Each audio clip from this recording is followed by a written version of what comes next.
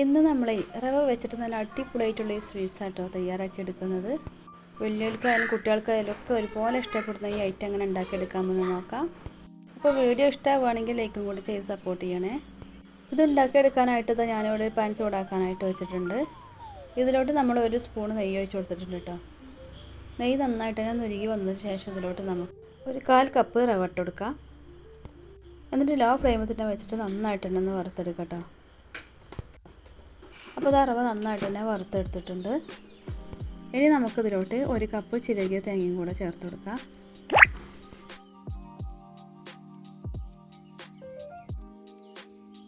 തേങ്ങയും കൂടെ ചേർത്ത് കൊടുത്തതിന് ശേഷം നമുക്ക് രണ്ടും കൂടെ നന്നായിട്ട് മിക്സാക്കി എടുത്തിട്ട് നന്നായിട്ട് തന്നെ ഒന്നും കൂടി ഒന്ന് വറുത്തെടുക്കാം കേട്ടോ.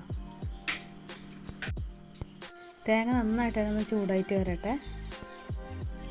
ഇനി ഇതിലോട്ട് നമ്മൾ കുറച്ച് അണ്ടിപ്പരിപ്പും അതേപോലെ തന്നെ ബദാമും കൂടെ കട്ട് ചെയ്തെടുത്തിട്ടുണ്ട് കേട്ടോ. അതും കൂടെ ചേർത്ത് കൊടുക്കുകയാണ്. ഇത് നമുക്ക് നിർബന്ധമൊന്നുമില്ല, ഉണ്ടെങ്കിൽ ചേർത്ത് കൊടുത്താൽ മതി കേട്ടോ. അല്ലെങ്കിൽ തേങ്ങ വെച്ച് മാത്രം നമുക്കിത് ഉണ്ടാക്കിയെടുക്കാം.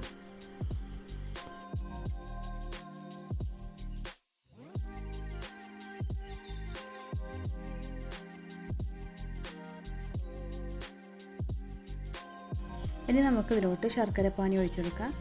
അപ്പോൾ ഞാൻ 2 ശർക്കര നന്നായിട്ട് തന്നെ ഒന്ന് ഉരുക്കി എടുത്തിട്ടുണ്ട് കേട്ടോ. എന്നിട്ട് വെള്ളം ഒഴിച്ചിട്ട് ഉരുക്കിയെടുത്തതിന് ശേഷം, അപ്പോൾ കല്ലുള്ള ശർക്കര ആയതുകൊണ്ട് തന്നെ നമ്മൾ നന്നായിട്ടൊന്ന് അരിച്ചെടുത്തിട്ടുണ്ട്. എന്നിട്ട് നമ്മൾ ഇതിലോട്ട് ഒഴിച്ചു കൊടുത്തിട്ടുണ്ട് കേട്ടോ. ഈ നന്നായിട്ട് തന്നെ ശർക്കരപ്പാനി ഈ തേങ്ങയിലും റവയിലൊക്കെ നന്നായിട്ടൊന്ന് പിടിച്ച് കിട്ടുന്നത് വരെ നമുക്കിത് നന്നായിട്ട് ഇളക്കിയെടുക്കാം. അപ്പോൾ ശർക്കരപ്പാനി ഇങ്ങനെ നന്നായിട്ട് തന്നെ ഒന്ന് വറ്റി വരണം കേട്ടോ. അതുവരെ നമുക്കിതൊന്ന് ഇളക്കിയെടുക്കണം. അപ്പോൾ ഇത് ഏകദേശം നന്നായിട്ട് തന്നെ വറ്റി വന്നിട്ടുണ്ട്. ഇനി ഇതിലോട്ട് നമുക്ക് ഒരു 1/4 ടീസ്പൂണ് ഏലക്കാപ്പൊടി ചേർത്തെടുക്കാം. നന്നായിട്ടൊന്ന് യോജിപ്പിച്ച് കൊടുത്തതിന് ശേഷം ഇനി നമുക്ക് ഫ്ലെയിം ഓഫ് ചെയ്യാം. എന്നിട്ട് നന്നായിട്ടൊന്ന് ചൂടാറി വരട്ടെ കേട്ടോ. ഇനി നമുക്കിത് മറ്റൊരു പാത്രത്തിലോട്ട് മാറ്റാം. അപ്പോൾ അതേ പാൻ നമ്മൾ വീണ്ടും ചൂടാക്കാനായിട്ട് വെച്ചിട്ടുണ്ട്. ഇതിലോട്ട് നമ്മൾ 1 സ്പൂൺ നെയ്യ് ഒഴിച്ചു കൊടുത്തിട്ടുണ്ട് കേട്ടോ. ഇതിലോട്ട് നമുക്ക് 2 കപ്പ് വെള്ളം കൂടെ ഒഴിച്ചെടുക്കാം.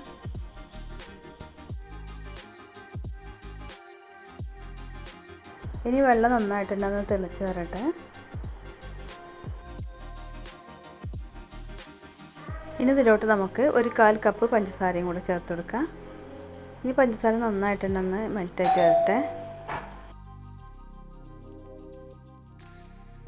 മധുരം ബാലൻസ് ചെയ്യാൻ ഒരു പിഞ്ച് ഉപ്പും കൂടെ ഇതിലോട്ട് ചേർത്ത് കൊടുക്കാം.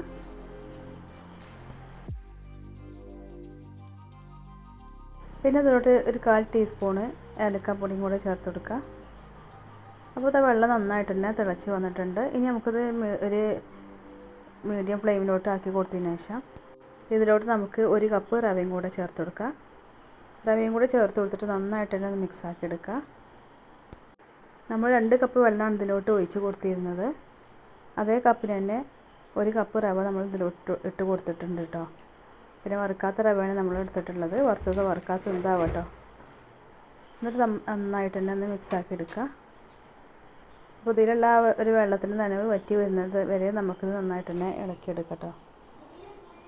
അപ്പോൾ നന്നായിട്ട് ഇളക്കി എടുത്തിട്ടുണ്ട്. ഇതിലുള്ള വെള്ളമൊക്കെ നന്നായിട്ട് തന്നെ വറ്റി വന്നിട്ടുണ്ട് കേട്ടോ. ഇനി നമുക്ക് ഫ്ലെയിം ഓഫ് ചെയ്യാം. ഇനി ഇത് നന്നായിട്ട് തന്നെ ഒന്ന് ചൂടാറി വരട്ടെ. അപ്പോൾ ഇത് നന്നായിട്ട് തന്നെ ചൂടാറി വന്നിട്ടുണ്ട് കേട്ടോ. ഇനി ഇത് നമുക്ക് നന്നായിട്ടൊന്ന് കുഴച്ചെടുക്കണം. നല്ല സോഫ്റ്റായിട്ട് നമുക്കിത് കുഴച്ചെടുക്കാം കേട്ടോ. എന്നാലും ഇത് പരത്തിയെടുക്കാൻ പറ്റുള്ളൂ. അപ്പോൾ റവ ഒട്ടിപ്പിടിക്കാതിരിക്കാൻ വേണ്ടിയിട്ട് കൈമ കുറച്ച് ഓയിലൊന്ന് ബ്രഷാക്കി കൊടുത്തിട്ടുണ്ട് കേട്ടോ. അപ്പോൾ ഇത് പത്തിരിപ്പലക എടുത്ത് വെച്ചിട്ടുണ്ട്. ഇതിൻ്റെ മുകളിലായിട്ട് കുറച്ച് ഓയിലൊന്ന് ബ്രഷാക്കി കൊടുക്കുന്നുണ്ട് കേട്ടോ. ഇനി ഇത് നമുക്ക് ഈ റവ നമുക്ക് നന്നായിട്ടൊന്ന് പരത്തിയെടുക്കണം. അപ്പോൾ ഇത് പരത്തിയെടുക്കുന്ന സമയത്ത് ഒട്ടിപ്പിടിക്കാതിരിക്കാൻ വേണ്ടിയിട്ടാണ് നമ്മൾ ഓയിൽ തേച്ച് കൊടുത്തിട്ടുള്ളത്. ഇനി നമുക്കിത് കൈ കൊണ്ട് നന്നായിട്ടൊന്ന് പരത്തിയെടുക്കാം.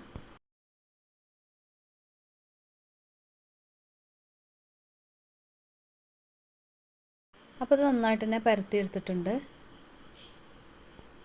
ഇനി ഇതിൻ്റെ മുകളിലായിട്ട് നമ്മൾ ഉണ്ടാക്കിയെടുത്ത ഫില്ലിംഗ് ഉണ്ടല്ലോ, തേങ്ങയുടെ കൂട്ട്, അത് ഇതേപോലെ ഒന്ന് പരത്തി വെച്ചെടുക്കാം.